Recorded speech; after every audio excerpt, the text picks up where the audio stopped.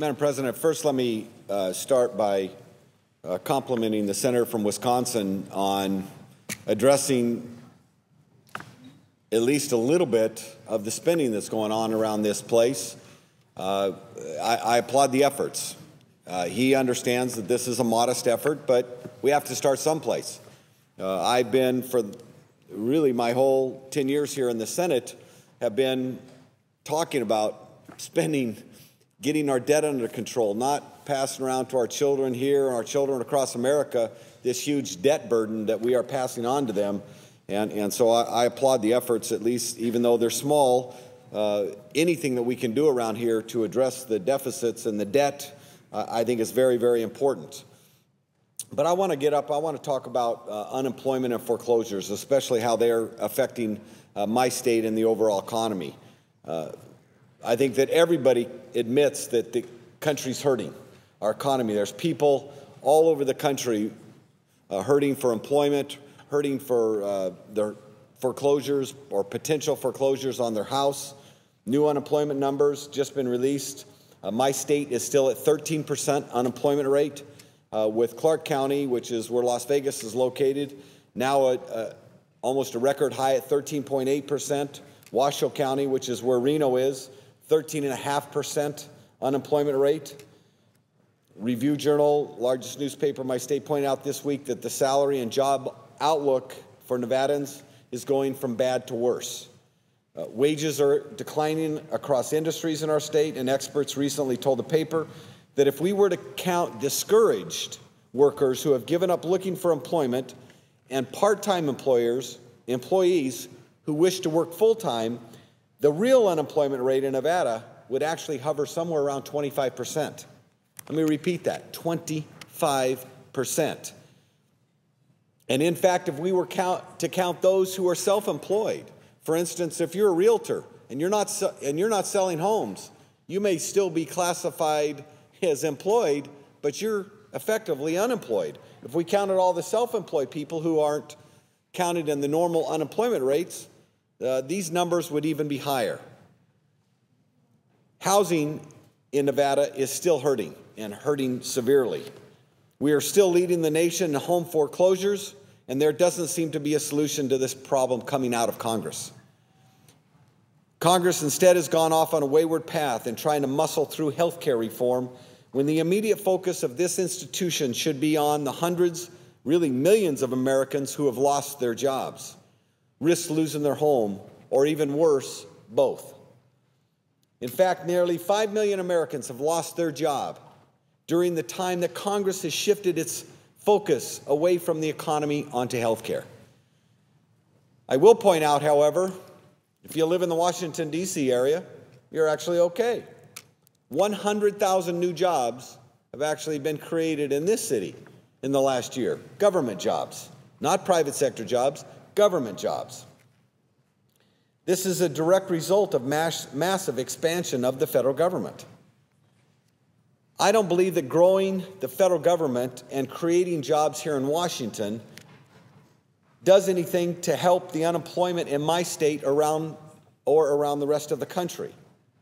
Health care reform proposals that the majority is trying to push through both houses are not designed to incentivize job creation at a time when we need a lifeline.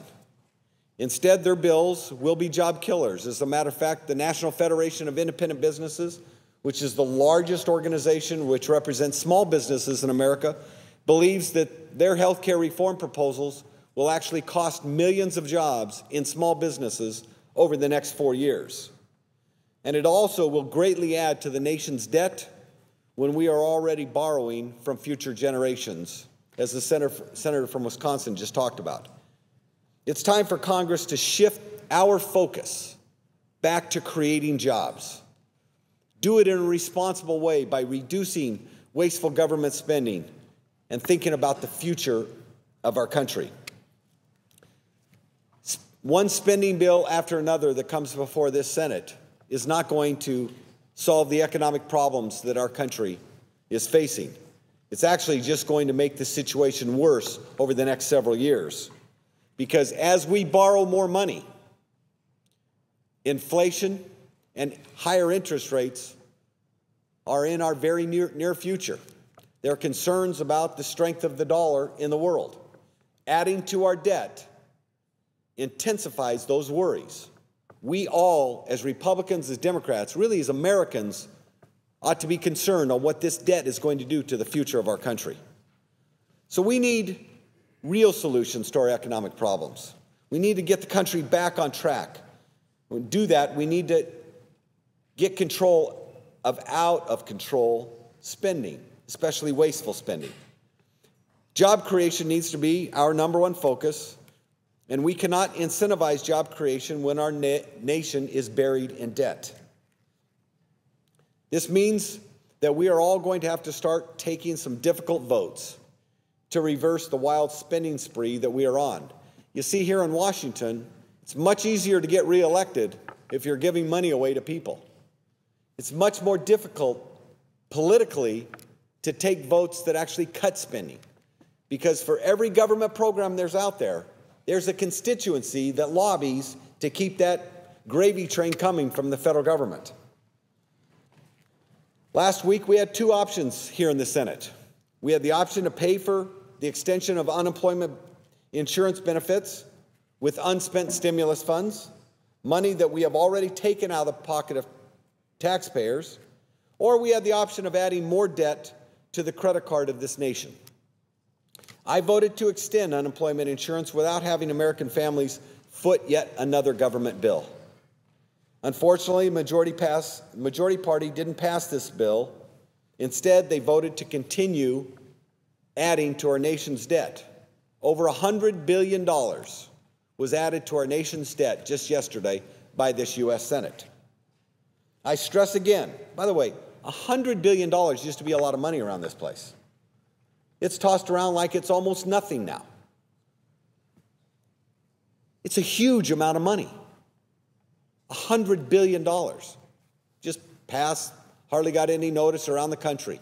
That's what we added to our deficit and our debt yesterday. I stress again that job creation needs to be our number one focus. But we cannot begin to incentivize job creation just by adding and adding and adding more and more debt.